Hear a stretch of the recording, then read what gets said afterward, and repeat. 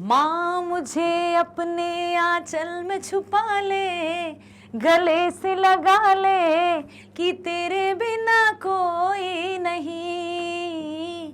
माँ मुझे तू अपने आंचल में छिपा ले, गले से लगा ले कि तेरे बिना कोई नहीं।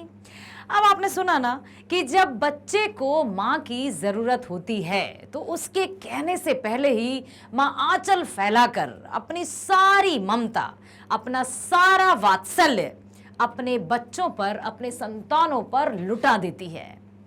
बिल्कुल तनिक भी नहीं सोचती कि मैं थोड़ा सा प्यार बचा कर तो रख लूं, जरा भी नहीं सोचती है कि मैं थोड़ा सा अपने लिए भी तो बचा कर रख लूं। सर्वस्व सब कुछ वो अपनी संतान पर न्यौछावर कर देती है। यही है ये चैप्टर। सो मेरे प्यारे विद्यार्थियों, मैग्नेट ब्रेन्स हिंदी में आप सभी का बहुत बहुत स्वागत करती हूं मैं इसी गीत के साथ, और साथ ही साथ ये आशा भी करती हूं कि आप सभी अपनी माँ का बहुत अच्छे से ख्याल रखते होंगे। कभी कुछ गुस्से में कह दिया हो मम्मी ने तो उसको दिल पर मत लेना, थोड़ा दिमाग पर लेना, क्योंकि दिल पर लेते हैं तो हम सोचते हैं हमारी मम्मी देखो डांटती रहती है हमें। दिमाग से लेंगे तो हमारा दिमाग हमें समझाएगा कि क्यों डांटा, उसके पीछे कारण ये था, अब ये गलती नहीं करना। ठीक है। सो जब भी माँ की बात करते हैं हम यहाँ पर कि अपनी माँ को कभी दुखी मत करना। आशा करती हूँ आप पर मुझे बहुत ज्यादा भरोसा होता जा रहा है दिन ब दिन। जैसे जैसे हमारा समय, जैसे जैसे हमारा काल बीतता जा रहा है ना समय, वैसे वैसे मुझे बहुत ज़्यादा ट्रस्ट होने लगा है आप पर। तो उस आशा को, उस विश्वास को आप बनाए रखेंगे, ये भी मुझे भरोसा है। अपनी माँ को लाड़ प्यार देना, दुलार देना। और कहते हैं ना कि कभी कभी जब हम गुस्से में होते हैं तो गुस्से में तो सारा बक बक बक बक बक करके सबके सामने निकाल देते हैं। अरे जब गुस्से में हम अपने मन की बातों को बक देते हैं तो जब अच्छा मूड हो, जब अच्छा खासा माहौल हो तो कह दो ना आई लव यू माँ, गले से लग जाओ ना उसके, कह दो ना कि माँ मैं आपको बहुत प्यार करता हूं, कभी कोई गलती हो जाए तो मुझे माफ कर देना। कलेजा भर जाएगा उसका, गला भराएगा, आंखें भराएंगी उसकी कि मेरा बच्चा अभी 10th में है, कितना समझदार है, खुशी से पागल हो जाएगी वो। ऐसा करना, ठीक है। कभी देखो आपको पता है ना, सारे जो ड्यूटीज रहती हैं उनमें छुट्टियां रहती हैं, चाहे आप किसी भी फील्ड में हो, हॉलीडेज तो रहते ही हैं। कभी माँ ने छुट्टी मांगी है? कभी माँ की छुट्टी होती है कि आज संडे है मैं कुछ नहीं बनाऊंगी, जबकि संडे को हम और अधिक उसको काम दे देते हैं। माँ, मम्मी आज संडे हमें ये भी खाना है, ये भी खाना है, ऐसा भी खाना है, वैसा भी खाना है, और ज्यादा उसकी ड्यूटी बढ़ा देते हैं। बुखार हो, दर्द हो, पीड़ा में हो, लेकिन हर हाल में वो हमें खिलाकर सुख महसूस करती है, कराती है ना। हाँ, तो इस माँ को हमेशा खुश रखना, बस इसी उम्मीद के साथ मैं स्वागत करती हूँ मैग्नेट ब्रेन्स के एक ऐसे प्लेटफॉर्म पर जो कक्षा 7वीं से 12वीं तक की ऑनलाइन स्कूल एजुकेशन 100% फ्री देता है। क्योंकि हमें चिंता है, हमें परवाह है कि आप सभी online education, free education, best education के सहारे अपने अपने रास्ते पर चलकर अपने लक्ष्य की प्राप्ति करो और अपने परिवार, समाज और नाम करो सारे देश का, सारी दुनिया में अपने नाम का डंका बजा दो। बस इसी उम्मीद के साथ ना केवल 7वीं से 12वीं तक की ऑनलाइन स्कूल एजुकेशन ही फ्री है, बल्कि सभी प्रकार की प्रतियोगी परीक्षाओं के वीडियोस भी मैग्नेट ब्रेन्स 100% फ्री देता है। इसलिए मैं आपसे हमेशा कहती हूं कि बस आप मैग्नेट ब्रेन्स पर आ जाओ। जो किसी भी तरह से आपसे किसी भी प्रकार के चार्ज की कभी नहीं कहेगा, किसी भी तरह से आपसे ये नहीं कहा जाएगा कि अब बहुत हो चुका, बहुत सारे चैप्टर्स, बहुत सारी किताबें आपने पढ़ ली, अब तो आपको पेड सब्सक्रिप्शन लेना होगा। No no no, never ever. ठीक है, बस आप तो ध्यान पूर्वक, पूरी लगन से, इंटरेस्ट से वीडियोस देखो और अपने विषय में एकदम कुशल हो जाओ, नाम कमा लो। जब भी आपके बोर्ड एग्जाम हो, जब भी आपके टेस्ट हो, तो मुझे कमेंट बॉक्स में लिखना कि आपके कितने नंबर आए, कितने नंबर का टेस्ट था। आप लिख सकते हैं कि अरे आज तो सडनली मैडम या सर ने टेस्ट ले लिया मैडम और हमारे इतने नंबर आए। यदि आपने वीडियो देखा है तो क्या वीडियो, देखा हुआ वीडियो, जो भी आपने कहानी सुनी या बिहार बोर्ड सॉल्यूशंस देखे या आपने जो भी MCQs देखे, क्या आपको वो सब समझ में आए? कहीं कोई डाउट तो नहीं? परीक्षा में आपको सब याद रहा? वो सब आपको मुझे बताना है, ठीक है? सो लेकर आई हूं आपकी पूरक पाठ्य पुस्तिका का अंतिम चैप्टर, मां के पाठ पर आधारित है। ये नाम है धरती कब तक घूमेगी। कंप्लीट चैप्टर रिवीजन है ये, जिसमें हम जानेंगे लेखक परिचय और साथ ही साथ जानेंगे कि आखिर लेखक सांवर दहिया जी राजस्थानी कहानी को हिंदी में लाकर हम सबको क्या सीख देना चाहते हैं और क्या बताने का प्रयास किया है। साथ ही साथ हम जानेंगे कि इसमें और कौन से प्रश्नों को शामिल किया जा सकता है या और कौन कौन से प्रश्न इसमें बन सकते हैं या प्रश्नों का निर्माण किया जा सकता है जिससे कि हम परीक्षाओं हेतु तैयार हो सकें, ठीक है?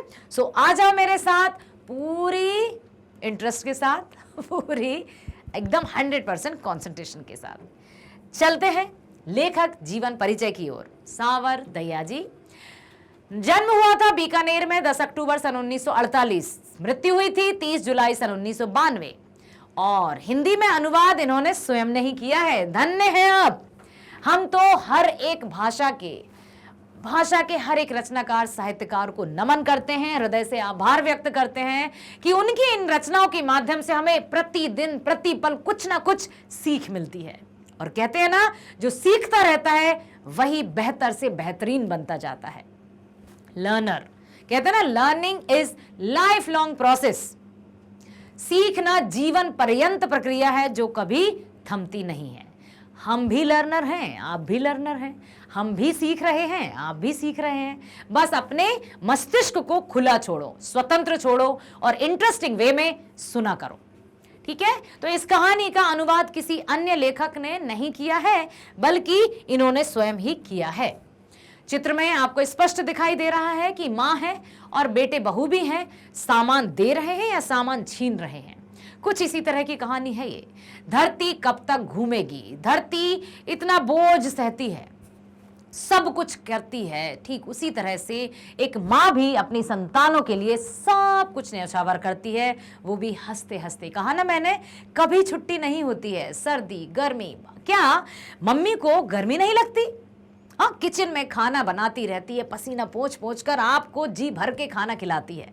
हम सब एसी या कूलर या पंखे की हवा में बैठकर भी, मम्मी गर्मी लग रही है जल्दी खाओ, दो ना खाना। हम वहां पर बैठकर भी ऑर्डर जमा रहे हैं और वो उस गर्मी में पसीना पोंछ पोंछ पर भी प्रसन्नचित होकर हमें खिला रही है। यही तो माँ है। और उसी माँ को हम क्या कहते हैं?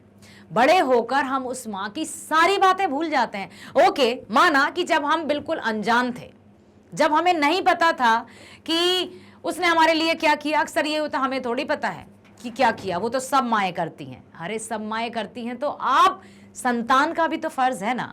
तो यहाँ पर सीता नाम की एक स्त्री रहती हैं, उनके 3 संतान रहती हैं। ध्यान से सुनना, मैं कहानी सुना रही हूँ आपको इसी पाठ की।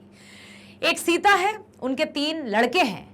पति की मृत्यु हो जाती है और जैसे ही उनके पति की मृत्यु होती है, तीनों बेटों को तो मानो अपनी माँ बोझ ही लगने लगती है और माँ की स्थिति दयनीय हो जाती है। ऐसा लगता है कि वो लुढ़कते हुए लोटे की तरह यहाँ से वहाँ। तभी चैप्टर का नाम भी दिया है लेखक ने, धरती कब तक घूमेगी।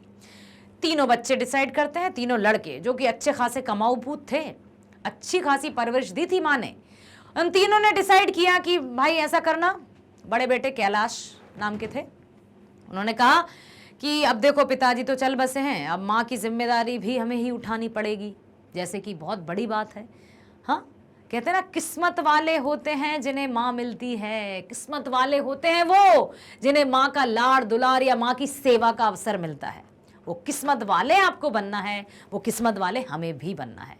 तो यहाँ पर होता यही है। तीनों बेटे क्या डिसाइड करते हैं कि भाई देखो, हमेशा के लिए तो मैं माँ को नहीं रख सकता, क्योंकि मेरी जो पत्नी है वो स्वभाव थोड़ा तेज है, अब अनबन हो गई तो बड़ा अजीब सा लगेगा।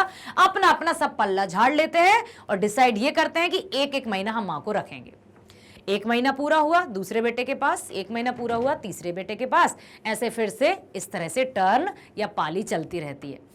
जब भी माँ जिस भी बेटे के घर में जाती, पोते पोतियों को बड़ा मजा आता, बड़े खुश हो जाते कि दादी आ गई हैं, क्योंकि दादी उनको बहुत प्यार करती थी, बहुत लाड़ दुलार करती है। अब एक मैंने मेरी रचना सुनाई थी ना,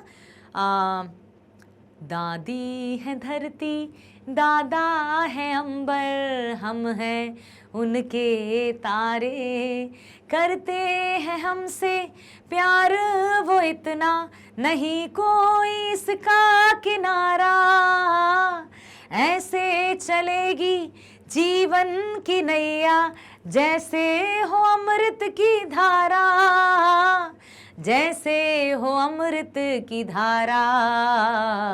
मम्मी भी डांटे, पापा भी डांटे, पर दादा दादी दुलारे। तो जैसे ही दादी माँ बड़े बेटे के घर जाती तो बड़े बेटे के बच्चे भी बहुत खुश होते, दादी आ गई, क्योंकि दादी उन्हें अपने हाथों से प्यार से खाना खिलाती, उनका सारा काम कर देती थी, बहुत लाड दुलार से उनको पुचकारती, तो बच्चे बहुत खुश होते। लेकिन पोते पोतियां तो खुश होते, लेकिन उनके माता पिता मानो दुखी हो जाते। और पता है दुख का कारण?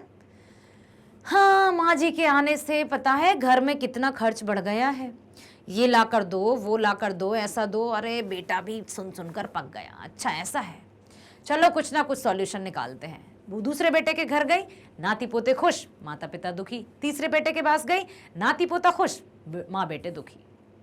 ऐसे करके उनको बोझ लगने लगी माँ, और सीता को अपने ही घर में घुटन सी महसूस होने लगती है, क्योंकि उसे अपनापन लगता ही नहीं है। बच्चों के अलावा उसको सब एक्स्ट्रा मटेरियल की तरह समझते हैं। उसको उस घर में एक कोना भी ऐसा नहीं लगता है कि ये मेरा है।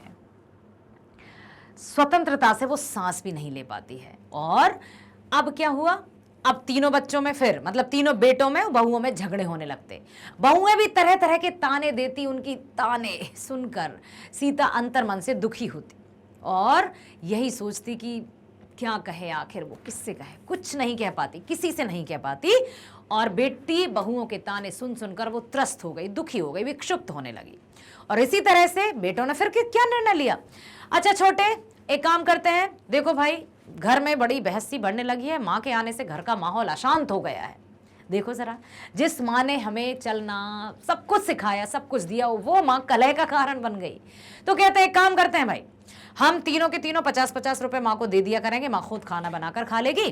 और जब ये बात माँ ने सुनी, माँ को तो ऐसा लगा जैसे उसके पैरों तले से जमीन खिसक गई। उसका कुछ नहीं है, उसका स्वाभिमान, उस मतलब सब कुछ जैसे खत्म सा हो गया हो। और उसने उसी समय ये निर्णय लिया कि अब मैं घर छोड़कर जाऊंगी, जब मुझे करना ही है तो मैं अपने आप कमा कर खाऊंगी ना, इतना तो मैं कर ही लूंगी। और वो घर छोड़कर चली जाती है। ये समाज की स्थिति है। सो ऐसी स्थिति या ऐसे समाज में हमें उस समाज की स्थिति को परिवर्तित करना है। उस समाज में जो भी चल रहा है उसको ध्यान देना है कि आखिर इस तरह की स्थिति क्यों बनती है। प्रश्न कई आपके मस्तिष्क में उपज रहे होंगे। तो जो भी आपके मन में प्रश्न आ रहे हैं, जैसे कि माँ बताकर चली जाती, माँ बिना बताए क्यों गई, बेचारे बच्चे परेशान हो रहे होंगे। या फिर प्रश्न ये भी आ सकता है कि जो माँ सोचती थी कि मैं अपने ही बेटों की बात किससे कहूँ, वो डरती थी कि बेटों के मान सम्मान पर आंच ना आए, लेकिन अब घर छोड़कर चली गई, तब तो सबको पता चल गया ना, तो वो क्या जताना चाहती है, ये भी प्रश्न आ सकते हैं। तो ये वो मजबूर हो गई, आखिर वो क्या करती, इसलिए उसको जाना पड़ा। पूरी स्थिति आप लिखेंगे यदि इस तरह का प्रश्न आया कि माँ अचानक घर छोड़कर क्यों चली गई, पूछकर चली जाती, बताकर चली जाती। ठीक है। प्रस्तुत कहानी समस्या प्रधान कहानी है, जिसमें एक माँ की दुर्दशा का वर्णन किया है। पति के मरने के बाद माँ का बोझ, माँ जो होती है वो घर का बोझ बन जाती है, बेटों पर बोझ बन जाती है एक माँ। किसी तरह दोनों शाम रोटी मिल जाती थी, जबकि भरा पूरा परिवार है, अच्छा खासा सब कुछ भरा पूरा परिवार है, सबकी सारी मनोकामनाएं पूरी होती हैं, सबकी सारी जिदें पूरी होती हैं, लेकिन माँ की 2 वक्त की रोटी सबके लिए बोझ बन जाती है। जिस माँ ने सबकी देखभाल की, उस माँ की देखभाल करने के लिए आज कोई नहीं है। पेट के कारण तीनों बेटों में बारी बांध दिया जाता है और ये कह दिया जाता है कि महीने महीने भर माँ तो अपने पास रहेगी। ऐसा सब कुछ चलता रहता है और इस कारण से आपस में झगड़े होने लगे कि देखो ऐसा होता है, वैसा होता है। तो बड़े बेटे कैलाश ने अपने दोनों भाइयों से कहा कि ये बात अच्छी नहीं लगती कि माँ हर महीने इधर उधर लुढ़कती रहे। एक काम करते हैं, माँ को एक स्थान पर रख देते हैं और 50-50 रुपए दे देंगे, वो खुद बना लेगी। जब ये फैसला लिया तो किसी ने भी माँ से नहीं पूछा और ये निर्णय सुना दिया। जब माँ ने ये बात सुनी तो वो टूट गई, मानो एक तो जितनी भी ताने थे, बहुओं की बातें थीं, सह रही थी वो, सब कुछ वो सुन रही थी। लेकिन जब ये और बात सुनी तो वो पूरी तरह से टूट गई, पूरी तरह से विक्षुब्ध हो गई। विक्षुब्ध मतलब पूरी तरह से निराश हो चुकी थी, आशा की कोई भी किरण नहीं बची थी और पूरी तरह से हताश निराश हो गई। उसका आत्मसम्मान ऐसा लगा कि जैसे सब मिट गया हो। उसने क्या सोचा, उसने ये निर्णय लिया कि अब मैं घर छोड़कर चली जाऊंगी, ना रहूंगी मैं, ना ही होंगे मेरे बेटों में आपस में झगड़े, इससे अच्छा तो मैं खुद खा बना लूंगी, कमा लूंगी। सोचिए, 3-3 बेटों के होते हुए एक माँ घर से बाहर जाती है। क्यों? क्योंकि माँ को बोझ समझने लगते हैं बेटे और बहू। बहुएं कई तरह से ताने देती हैं, कड़वी बातें करती हैं, फिर भी माँ सुनती रहती है। वहीं बेटे भी कहते हैं माँ तुम भी, जो भी बात होती है माँ को सुनाया जाता है। वो माँ जो धरती की तरह सब कुछ सहती रहती थी, आज वही माँ बेटों पर बोझ बन गई। अजीब विडंबना है ना। कैसे भूल जाते हैं संतान, कैसे भूल जाते हैं आजकल के बेटे, जिन बेटों को पाने के लिए माँ मिन्नतें करती है, तरह तरह के उपाय करती है, पूजा करती है, हवन करती है, उपवास रखती है, निराहार रहती है। वही बेटे क्या समझते हैं, माँ बोझ। 2 वक्त की रोटी भी उनको भारी नजर आती है। क्या कहती है बहुएं कि तुम्हारी माँ जी के आ जाने से घर का खर्च बढ़ गया। एक व्यक्ति के खाने से घर का खर्च बढ़ गया। जहां 2 लोग रहते हैं, तीसरे लोग के आने की तो अपने आप ही रहता है। इतना भोजन तो अपने आप बचता ही है, इतना तो खाने के बाद छूट ही जाता है। लेकिन माँ को कोई भी खिलाना नहीं चाहता है। डिसाइड किया कि तीनों बेटों के घर 1-1 महीने रहेगी। बागवान मूवी देखी है आपने, जिसमें अमिताभ बच्चन जी और हेमा मालिनी जी रहती हैं। किस तरह से बेटों में 6 महीने यहाँ रहेंगे, 6 महीने वहां, तो कितने दुखी रहते हैं। ये जो मूवीज रहती हैं या फिल्में रहती हैं ना स्टूडेंट्स, ये समाज का ही एक दर्पण होती हैं। अब ये कहा जाए अरे भाई क्या क्या दिखाया जा रहा है, क्या क्या नहीं दिखाया जा रहा है, हमारा ही प्रतिबिंब होती हैं वो। अर्थात जो समाज में घटित हो रहा है वही आपको बड़े या छोटे पर्दे पर नजर आ रहा है, नहीं तो कोई कैसे जानेगा ये। इसीलिए तो कहा जाता है साहित्य ही समाज का दर्पण है। तो ये जो मां थी सीता, वो बड़ी दुखी हो गई। और जब बेटों ने ये कहा कि 1-1 महीने में भी हम नहीं रख सकते हैं, कलह बढ़ गई है, माँ के आने से सारा माहौल खराब हो गया है। उस माँ को एक भी कोना ऐसा नजर नहीं आया घर का जहां उसको अपना सा लगे। हर समय उसको घुटन महसूस होती थी। तो उसने जब ये बात सुनी कि बेटे 50-50 रुपए देंगे, तो उसने घर छोड़ने का निर्णय लिया। जब तीनों भाइयों ने 50-50 रुपए देने का फैसला लिया और कहा कि माँ अलग खाना बनाकर खाएगी, तो माँ ने सोचा कि सिर्फ एक पेट के लिए मेरे बेटों में झगड़ा हो रहा है। अर्थात 2 रोटी के लिए हमेशा घर में कलह लगी रहेगी। सिर्फ 2 रोटी के लिए मैं अपने बेटे बहू में झगड़े नहीं देख सकती। आज भी माँ अपने बेटों के घर में शांति बनाए रखना चाहती है, उन बेटों के घर में जो उसको बोझ समझ रहे हैं। इसलिए उसने क्या कहा, माँ को अपने ही घर में घुटन महसूस हो रही थी, आसमान छोटा लग रहा था, जमीन छोटी लग रही थी, कहीं भी उसको अपना कुछ नहीं लग रहा था। तो क्या करें, उसने ये डिसाइड किया कि जब रोटी खुद बनाकर ही खाना है तो यहाँ क्यों रहे, घुटन भरा जीवन क्यों व्यतीत करें। उसने निर्णय लिया और वो घर से चली जाती है। यह सोचकर माँ अर्थात सीता ने अपना घर छोड़ दिया। जब वह घर छोड़ी तो आसमान साफ दिखाई दे रहा था, रास्ते चौड़े हो गए थे। जैसे ही उसने घर से बाहर कदम रखा, उसने चैन की सांस ली, उसे बड़ा अच्छा लगा। उसने सोचा कि सच अच्छा है, जो भी हुआ बहुत अच्छा हुआ, और उसको सब कुछ साफ साफ नजर आ गया। उसे घुटन महसूस नहीं हो रही थी। इस कहानी के माध्यम से कथाकार ने दर्शाया है कि एक माँ अपने बच्चे को पालती है, पोसती है, बड़ा करती है, 9 महीने अपनी कोख में रखती है, मतलब हद से ज्यादा पीड़ा सहती है। उस पीड़ा को सिर्फ और सिर्फ एक माँ ही महसूस कर सकती है। इतनी सहनशील, धरती की सी सहनशील माँ आज बेटों पर बोझ बन गई तो वो घर छोड़कर जाती है। लेकिन उसी माँ को सभी बच्चे मिलकर नहीं पाल पाते हैं। वो जितनी भी संतानें होती हैं सबको पालती है, सबको निवाला खिलाती है, अपना पेट काट कर उनका पेट भरती है। और आज सारी संतानें मिलकर एक माँ को नहीं पाल पाती। अजीब विडंबना है इस जीवन की, अजीब दास्ता है ये, समझ ही नहीं आता क्या है। एक माँ के पेट के लिए भाइयों में झगड़ा होता है, भाई मिलकर एक दूसरे के सिर पर उसकी जिम्मेदारी रखते रहते हैं कि तुम रखो तुम रखो तुम रखो। बहुएं तरह तरह के ताने देती हैं। ये आखिर वो कब तक सुनती। चैप्टर का शीर्षक धरती कब तक घूमेगी, अर्थात मां कब तक सहन करेगी। एक ना एक दिन तो थक ही जाएगी ना, एक ना एक दिन तो उसके सब्र का बांध टूट ही जाएगा।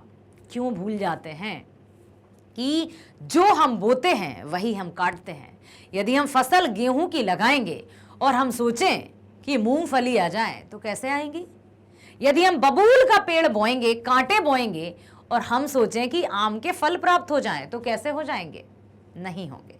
बोया पेड़ बबूल का तो आम कहाँ से होए। कहते हैं ना वो गीत, मैं एक बार फिर आपके समक्ष गाना चाहूंगी, प्रस्तुत करना चाहूंगी कि कोई न पूजे मूरत, कोई न तीरथ जाए, माता पिता के मन में सारे देव समाए। तू उनका दिल खुश रखे तो ईश्वर खुश हो जाए। भगवान तुझको मिल जाएगा, तेरा किया आगे आएगा। सुख दुख है क्या फल कर्मों का, जैसी करनी वैसी भरनी। जैसा कर्म करोगे वैसा फल मिलेगा।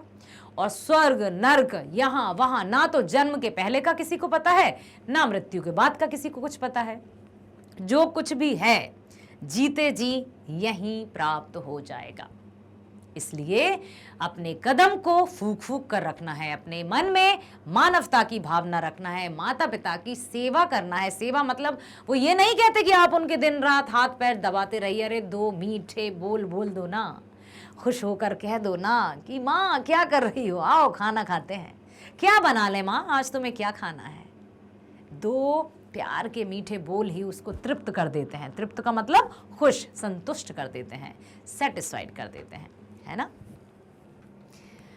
यदि आपके मस्तिष्क में और भी कुछ इस कहानी को लेकर प्रश्न उपज रहे हों तो लिखिएगा जरूर। हर एक प्रश्नों के उत्तर देने की कोशिश करूंगी मैं। बने रहिएगा मैग्नेट ब्रेन्स पर, जो 7वीं से 12वीं तक की ऑनलाइन स्कूल एजुकेशन 100% फ्री देता है। साथ ही साथ सभी प्रकार की प्रतियोगी परीक्षाओं के वीडियोस भी 100% फ्री प्रोवाइड किए जाते हैं। आपको वीडियो पर कैसे पहुंचा जा सकता है मैं बता देती हूँ। You just type magnet brains Hindi. जिस भी विषय का आपको वीडियो देखना है, हिंदी का, गणित का, विज्ञान का, अंग्रेजी का, सामाजिक विज्ञान का, संस्कृत का, हाँ सभी सब्जेक्ट आएंगे। डोंट वरी, चिंता नहीं करना, फिकर नॉट। मैग्नेट ब्रेन्स है ना, सब कुछ होगा संभव, क्योंकि यहाँ पर किसी भी तरह के पेड सब्सक्रिप्शन की हम बात नहीं करते। फ्री है, फ्री रहेगा।